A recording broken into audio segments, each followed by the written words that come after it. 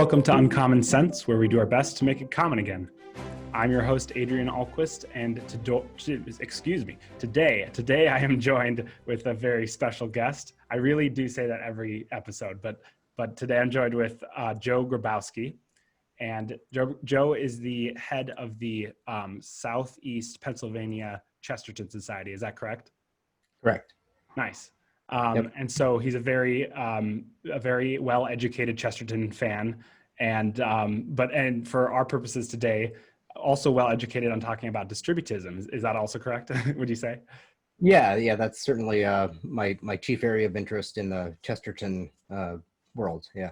Great. And you have actually come on to Uncommon Sense in the past before I was hosting it, and you've talked about distributism. Is that right? Yeah, back when Nancy was hosting the podcast, I did a series of 4 episodes. That it was a 4-part series on distributism that many of the listeners probably would have heard, and those were more just kind of lectures. And if they were astute listeners, they probably remember that I promised a 5th episode that never came out, and so that's, I think, one of the purposes in trying to reach out to you and do this is to deliver on that promise to say a little bit more about distributism before laying the matter to rest, at least for now. Yeah. And okay, great. Yeah, we will probably not lay it to rest, because we'll probably definitely talk about distributism in future episodes. But Right. that's great that we can do that on this episode. So let's get into it. But first, I want to talk about an exciting opportunity that we just were able to launch with our society. It's called the Knights of the Apostolate of Common Sense. And you can become a part of this elite fighting corps that we want to say by giving $100 a month or more and then that we will use this money to help educate our kids in our Chesterton Schools network. And by becoming a knight, you will get exclusive benefits. And you can go to chesterton.org/knights to see that and see the breakdown and join the ranks. And it's I would say it's a better way to spend money here, because you get tax breaks. And so instead of sending money to the government to, royally fail with education, I ask you to consider donating to us and helping us with this fight about reclaiming education. So chesterton.org/knights, I'll put it in the description as well. But yeah, with no further ado, let's get into our talk about distributism. So what were you going to say that you never got a chance to? Well, the outstanding topic when I wrapped up the former series was the last episode to be about practical distributism, or how we can put distributism into practice in our own lives. And there were a couple of reasons that I kind of hesitated with and went back and forth and never got around to recording the thing. Every time I would sit down and try to compile my thoughts on the matter, I hit up against really 2 roadblocks. The first was the feeling of hypocrisy, that a lot of the things I was talking about were things like, extreme localism or homesteading even, and kind of this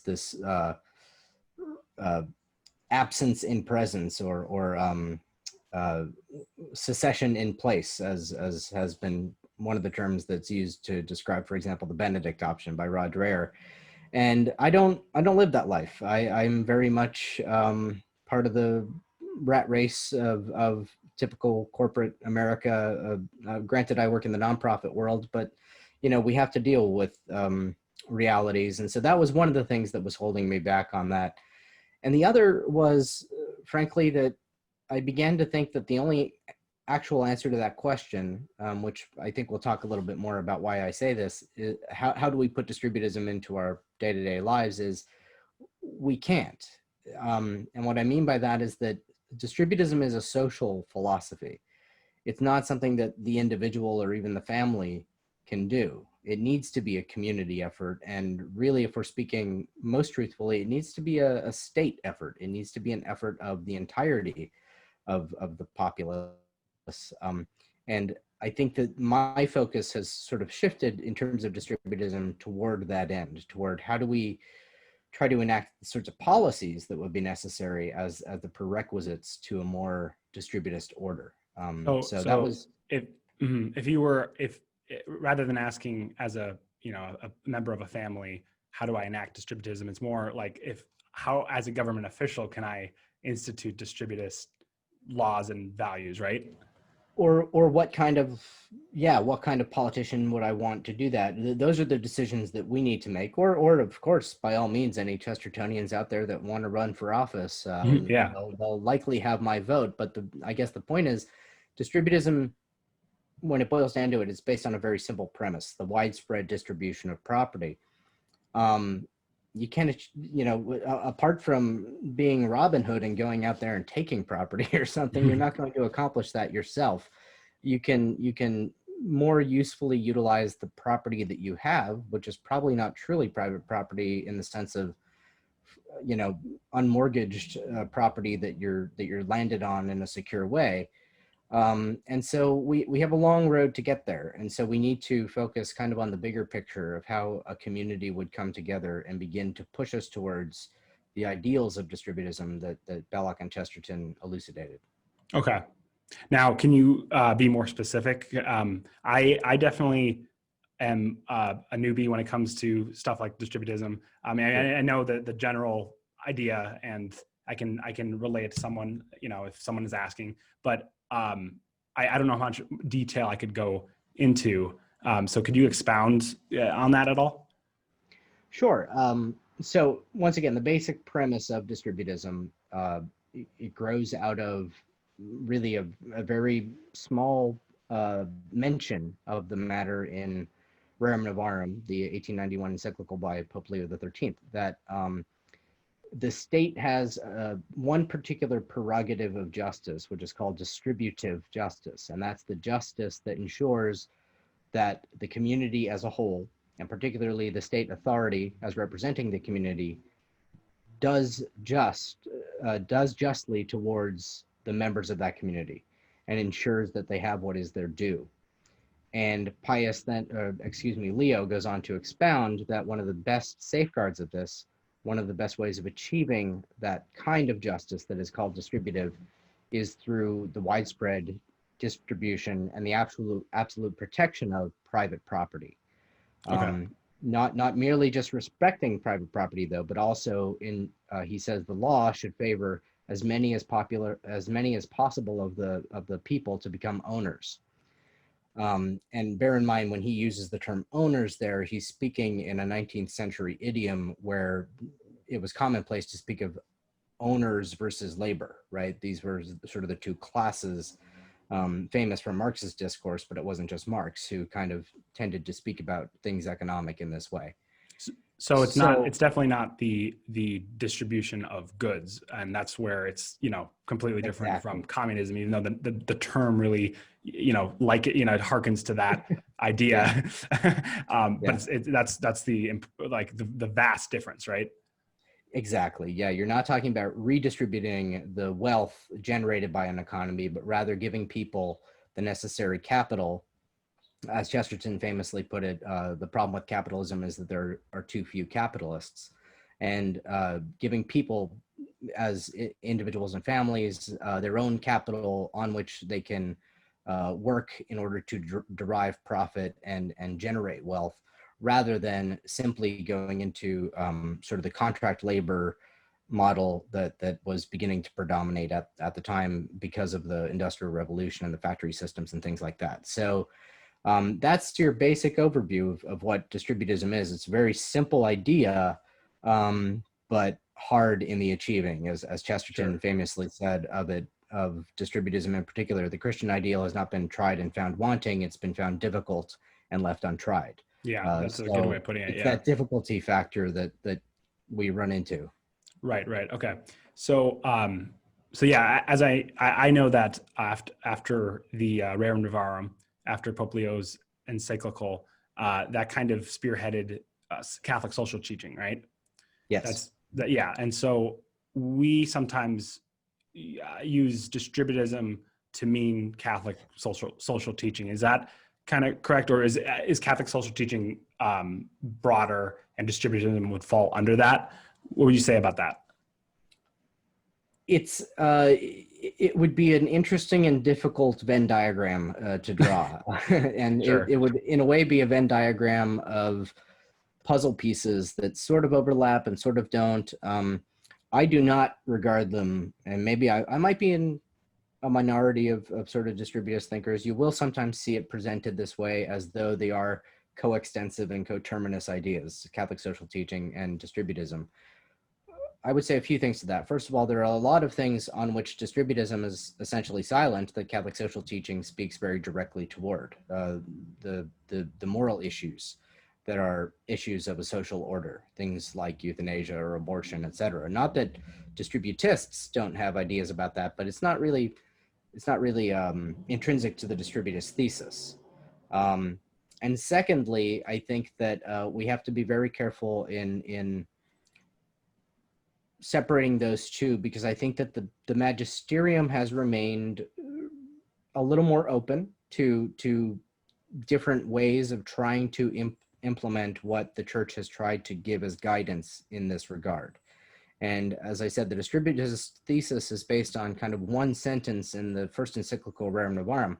I think that as that idea on the part of a distributist gets built out and explicated, it is commensurate with what the rest of the popes have taught subsequently. However, it is an application from a particular jumping off point within the social magisterium. And there could be other schools of thought that need to be sort of entered into the discourse and allowed for. So we don't want to treat it as though distributism has this seal or stamp of authority that other theories would not necessarily have. Really, with the exception of one theory, namely socialism, all other theories are still theoretically at least on the table. I see. That makes sense. Socialism, however, is right out. Yeah. That makes sense. But at the very least, like our theories on distributism shouldn't really contradict anything in Catholic social teaching. It's very much, it uses it as a inspiration, and if it goes against Catholic social teaching, then it's probably veered off track, right? Yes, absolutely. Distributism and distributism, I think, is really unique in a certain way that it is deliberately and intensely committed to adhering to and being docile to the social magisterium. Even those that are in the Catholic community that advocate for capitalism will try to say that, well, economics is sort of a separate, it's like a mathematical type science. It's sort of beyond questions of ethics. Like, you don't ask whether or not, you ask whether 2 + 2 = 4 as a statement is true. You don't ask whether 2 + 2 = 4 as a statement is good or beautiful or right, ethically speaking, right? That's the way capitalist apologists will sometimes approach their economics. That's definitely deceitful, because if we're talking about what we should implement in our society, obviously we've entered into the realm of morality to some extent, right? Exactly. And a lot of the work distributists have to do in dialoguing with capitalists is get them to admit how much we really can't prescind from ethical and moral questions as we speak about matters economic. Sure. And I even know in economics, a lot of times we're making assumptions that aren't necessarily true. You might have a valid argument, but it's not necessarily sound.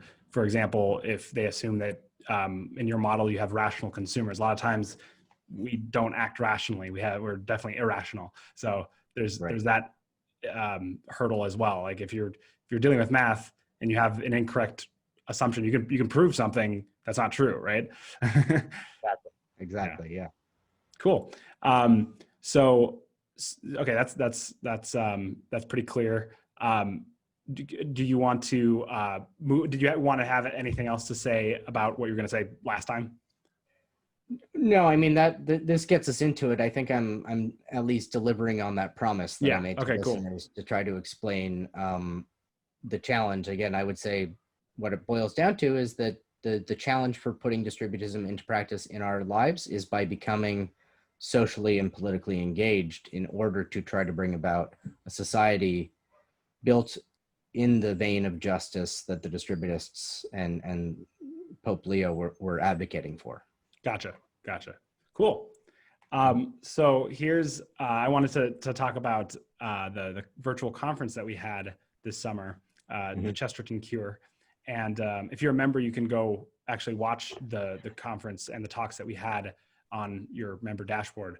And it was very successful because we had to move to a virtual conference this time. Usually it's not. And afterwards, we had these Zoom breakout afterglows, because as a important part of a conference, you have afterglow kind of gathering, and you drink together and have fun. And this time we had it over Zoom.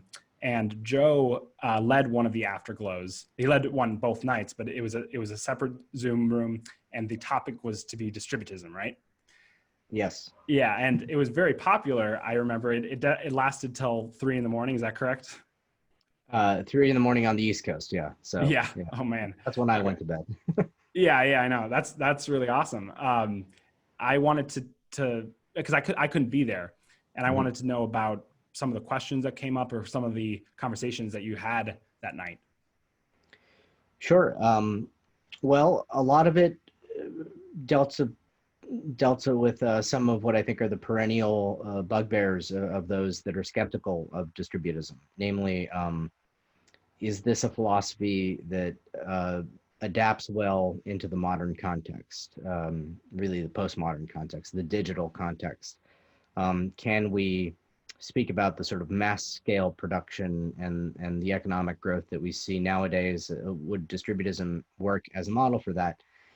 And that's always going to be kind of the perennial debate. And I think even amongst distributists, you're going to get varying degrees of affirmation when it comes to answering some of those objections. But that's what a lot of the people were asking me about. My response to a lot of them was that I don't pretend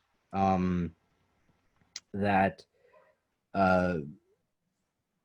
restoring a more equitable distribution of property within society and achieving more economic freedom and security of that kind for people won't be difficult. Again, that Chesterton quote that I mentioned earlier about the ideal being found difficult, I don't want to parse words about that and try to lie to people as though this is an escape from the turmoil of the modern economy. I think what it is, at least, can be said for it. There would be some changes to our lives necessary. There would be a lot of difficulty in achieving this and a lot of compromises that need to be made. What can be said for it, though, is that the uncertainties and the challenges that arise from it, I would argue, are more rational and more, they're existentially or ethically more easy to deal with, because at least you're not just getting pummeled down by the vicissitudes of the stock market going up and down from day to day on the basis of what Dr. Fauci says at a microphone. Right. Rather, you would have a situation where you plant your crops or something of that nature. That's the most basic model. You put a seed in the ground and you wait to see the return on your investment, as it were. And sometimes the weather goes your way, sometimes it doesn't. But it doesn't feel as though you were wronged when it doesn't go that way, or that somebody has robbed you of your investment. It just feels like that was really blind luck. Whereas, in our modern context, there's multiple levels of immorality that can enter into it. So I still think it's an ideal worth trying, albeit hard. Okay, cool. I had a friend that I was talking to, and he's really smart and articulate, and he had a concern about distributism. And I'm going to try to articulate his concern the best I can. I think part of it was that it was not in line with maybe Catholic social teaching, but more specifically subsidiarity, and it doesn't protect against a top-down kind of solution, which means like our whole idea is we want smaller governments maybe than what we have, or at least the minimum amount of government that is needed. And it doesn't protect against, oh, well, to do that, you need a large government and they need to relinquish power themselves or something along those lines. So could you give a response to that as best as you can? I mean, and also can you explain again what subsidiarity is? Maybe remind us of that. Sure. I'll start there actually, because in explaining what it is, I think that also is the beginnings of an answer to the objection. So subsidiarity is a principle outlined in Catholic social teaching, sometimes sort of proposed as a Catholic endorsement of federalism. Sometimes, people draw the inference that it's a Catholic endorsement of quote unquote small government as opposed to big government.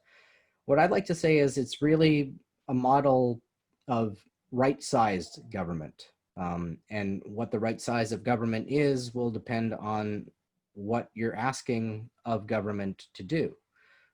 Certain things, it takes a little bit larger of a government to be able to accomplish. Other things should be left to the lowest level.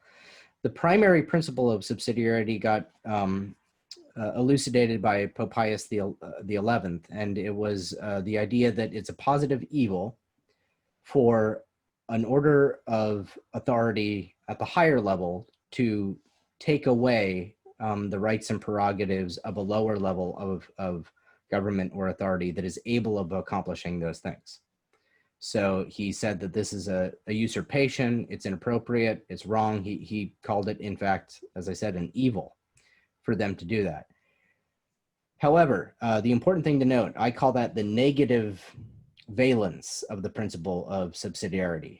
Later on in the magisterium, though, you get John Paul II, who elucidated what I call the positive valence of the principle of subsidiarity. And that was this: he reminded people first of what Pope Pius XI taught, but then he said, however, in the case where a lower authority is unable to deal with the situation or is unwilling to do so, or simply is not doing so for whatever reason, then it becomes the duty for the larger authority to come in and help provide that assistance to the lower orders of authority. And so there's a positive role spoken of for government in stepping in and helping when necessary, as well as the negative role of saying not to step in when unnecessary, not to usurp powers and prerogatives and freedoms that are there unless there's very good reason for doing so. So I think if you keep that notice, that's a great Catholic principle, right? Because you have that tension, the et, the both and, right? There's two valences keeping one another kind of in check. If you keep that whole principle in mind, you begin to see the way that subsidiarity really works. And I think why distributism isn't necessarily a violation of the principle. Yes, it will require action and activity and responses at all levels of society, from the family to the community, to the state, to the nation. And each will have their own part to play, and each will have to stay in their own lanes. And as long as they do so, and as long as they only play the part appropriate to them for the achievement of the common good, then the principle of subsidiarity will be upheld. However, in a state of affairs when people are disenfranchised of their property, where it becomes very difficult to progress economically or climb in economic status through the society, when you find certain situations where communities generation after generation have worse schools and therefore worse jobs, etc. And meanwhile, the rich keep getting richer. In that sort of situation, the question becomes, we have a problem and we have to decide who's going to deal with this problem. And it's kind of like, that old saying of President Truman's, that the buck stops here. Subsidiarity would dictate that as low of an order as possible should take care of that. But when they are not, when they're refusing to do so, or when they're powerless to do so, then it does become the obligation of higher orders of authority to step in and restore a situation of justice. Right. That makes sense. Yeah, I like that answer. So the idea is, no matter what stage of society that you're in, or even economy, the distributist values still apply. It still is implementable, right? And that's kind of the important part of an economic policy or model. It can't just be true for certain types of societies, right? It has to be true for all types, right? Exactly. Yeah. It requires the participation of everybody doing their own appropriate things within their own appropriate sphere. Again, with an eye toward justice, the common good, and safeguarding that. But Gotcha. I also want to mention one thing in connection with that previous question, because I think there's an underlying uh, not maybe not supposition, but an underlying current that we will see coming up frequently nowadays, especially among sort of conservative people or traditional minded folks, which is sort of an inherent distrust of government as such. That idea is incredibly a product of the Enlightenment. It's a product of thinkers like John Locke and John Stuart Mill. John Locke famously romanticized sort of the man. The greatest liberty that a man has is in the state of nature, when he's sort of like a free savage before he enters into civilization. Civilization requires compromises from the absolute liberty that we're ideally supposed to have. The Catholic tradition has never looked at it that way. For the Catholic tradition, the state, Thomas Aquinas said, was a perfection of man's social nature, to enter into a larger society, even outside the family. When families come together and form community, at each greater level, there's sort of a level of perfection that's achieved because of the harmony that is being achieved. So we don't have that knee-jerk reaction of distrust in the state. And the state does have, in the magisterial documents, it's very clear, and from the distributist perspective, this is acknowledged, the state has unique prerogatives when it comes to prerogatives and responsibilities when it comes to safeguarding the common good and caring especially for the welfare of the poor. Right. And that idea, actually, the idea that authority is bad, definitely I feel like comes from both the Protestant Reformation and our kind of foundation of America, because you have this, the skeptical of the church authority and also skeptical of the authority of England from the Pilgrims, and in some cases they were onto something, but it seems like it has turned into just authority is bad and obedience is no longer a virtue, but it definitely, as we acknowledge that it is, right? Exactly. Yeah. So yep. Yeah, cool. So I had another question, kind of going in a different direction. Without getting too controversial, how can these ideas and truths of distributism be especially relevant today, in this year, the time of COVID and the pandemic and stuff like that? How would distributist policies and just ideas be relevant and helpful? Well, I think this might be a hard question. So no, yeah, it's a great question, and certainly one on everybody's minds. And I think it is something to which the distributist thesis does speak rather directly, especially I would say through the later figure, not Chesterton or Belloc, but sort of a disciple of theirs, especially of Chesterton's, Father McNabb, the great Dominican. Mm-hmm. Because Father McNabb, one of his axioms, this will sound very jargony to people, but I'll explain it. One of Father McNabb's axioms was the sphere of production and the sphere of consumption should be as much as possible coterminous. So what he meant by that was that the tighter the loop is of production and consumption, the healthier and more stable an economic state of affairs is going to be.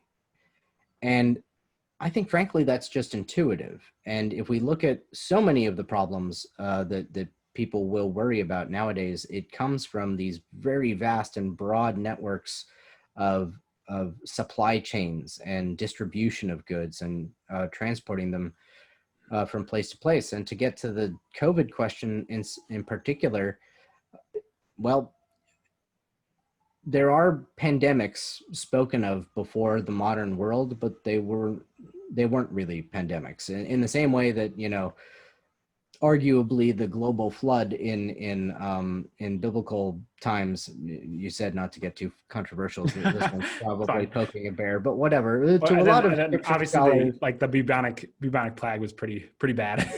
yeah, exactly. And but to a lot of scripture scholars, the flood was not the whole world, i.e., the globe, but it was a particular area that was called the world. And we know that they called the area around the Mediterranean the world, right? Mediterra, it means middle of the world, right? Oh, okay. So the idea is that um, there were pandemics in the past, but they weren't necessarily global pandemics. And you can't really have a global pandemic without global supply chains, global commerce, Globalism, yeah. globalism. Yeah. Now, I'm not saying that it's not great that we can experience one another's cultures and travel, although, of course, Chesterton famously said that the only reason to travel is to appreciate your home more. um, Mhm. but that's the vulnerabilities that are built into a system where we're so reliant. Remember the early days of COVID-19 and the pandemic, when suddenly we realized how many of our ventilators and how many of our N95 masks and how much of the PPE in hospitals, the gowns and the face shields and things are manufactured in China. Mhm. And we knew that this disease was happening over there. We knew it was going to come here. And we knew that now, ironically, the very stuff we needed to deal with it when it got here relied upon a supply chain that if it brought the stuff here, it was going to bring the virus here. And that was enormously problematic. So by simplifying things and by keeping the production consumption loops tighter, I think that that's one way in which a distributed society could address situations such as we have now. To the other end of things, though, I'll also say the challenge for distributists is to conceive of, given the fact of a virus like COVID, maybe it's not pandemic in proportions or spreading everywhere, but it's let's say something even more lethal than COVID. We also rely upon big science in a big way in order to manufacture the types of therapies and drugs and treatments Yeah. and vaccines that we need to deal with something like this. And it is part of the challenge and part of the project of distributism to try to rationalize how can we achieve that while not trading any of these other values that we want to uphold. And there are some great thinkers working on those kinds of ideas. I don't think we need to accept the model of constant growth that sort of capitalism relies upon in order to fuel idea productivity and innovation. But I do think that we need models for distributists to think about how do we fuel and fund um, innovation. And let's face it, actually, a lot of vaccine innovation is subsidized heavily by governments under the current regime. So maybe that's our answer. We'll just do the same thing that the current state of affairs seems to do Yeah. all the time. Yeah. All right. Yeah. Yeah. That satisfies me on that question. Great. um, so I guess I have one last question, and it's that I feel like the idea of distributism can really that young people in our society can really latch on to. I mean, they're from what we've seen, they're very good at latching on to certain ideas, and maybe sometimes they carry too far, and sometimes it's it's gone the next day. But I think they could latch onto this one to a very wholesome way. And how do you think? What's the avenue into that to giving it to young people, if that makes sense? Yeah, that's a great question. My I think of my niece in that regard, who she learned ooh, if she sees this, she'll get mad at me for not knowing. She's 14, maybe 15 years old. But anyway, when she was younger, in her preteens, she got into knitting and crocheting, and eventually got really good at it, started to develop her own patterns. And now she has an Etsy store that obviously her mom helps her out with, where she crochets these neat little like stuffed animals, and she had a Baby Yoda pattern from The Mandalorian that she Nice. kind of invented herself and crocheted and sold some of, and that was really neat to see and very exciting for her. And I think you're right that young people, if you look at what's popular amongst them today, you know, it's very strange. It's very interesting. On the one hand, there's what has always been a hallmark of youth, conformity, right? So if you look at TikTok and that phenomenon, it's all kids learning the same dance and doing it to the same music. But at the same time, they want that ability to express themselves. They want that ability For to sure. have Yeah. their presence felt. And I think one of the things that distributism could be presented as to attract those young people is that opportunity for individualism. Not that we're individualists, we're actually communitarians and family oriented compared to the other schools of economic thought, but that idea of the way that a tradesman is individualistic, a carpenter is individualistic in the making of a chair. No two chairs from two carpenters are going to be the same in that way, as opposed to, sitting at a desk and stamping TPS reports all day. Yeah. There's Yeah. It's hard to imprint your mark of individuality on that enterprise, and Mm. it's hard to make that enterprise feel vocational. So I think that's one of the chief things we could appeal to, that drive that young people clearly have to make their mark felt in the world, and say, wouldn't you like an economic system that enabled and allowed you to pursue those things? So that would be the first thing.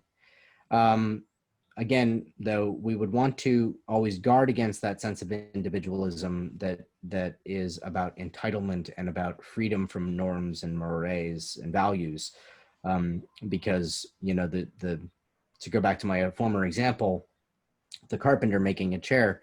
One of the models that the distributists have always sought after is the guilds of medieval Europe. So the guild makers, the guild would put some restrictions on a chair.